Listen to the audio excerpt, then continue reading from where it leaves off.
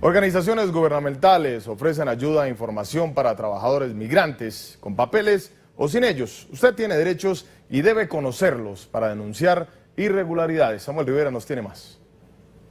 Tan importante como conocer sus derechos laborales es saber cuáles son las agencias locales y estatales que velan por esos derechos. Es por ello que vamos a conocerlas luego que están activamente participando en la Semana de los Derechos Laborales, organizado por el Consulado de México en Denver. OSHA es la Agencia de Administración y Seguridad Ocupacional. Aquí en OSHA hacemos inspecciones de lugares de trabajo para asegurar que todo está saludable y seguro para los empleados.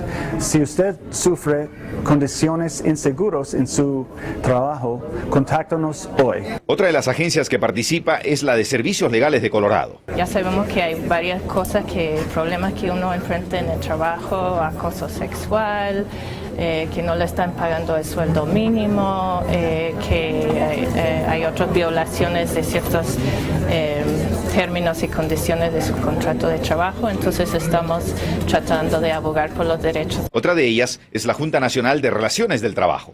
Lo que nosotros defendemos son los derechos de los empleados de apoyar un sindicato, si quieren apoyar un sindicato o si quieren participar en actividades concertadas con los compañeros del trabajo. Otras agencias y organizaciones que forman parte de esta Semana de los Derechos Laborales son la Comisión para la Igualdad de Oportunidades en el Empleo, con sus siglas en inglés EEOC, la Sección de Horas y Salarios del Departamento del Trabajo, también por sus siglas en inglés WHD, y el Centro Humanitario para los Trabajadores, y también Together Colorado.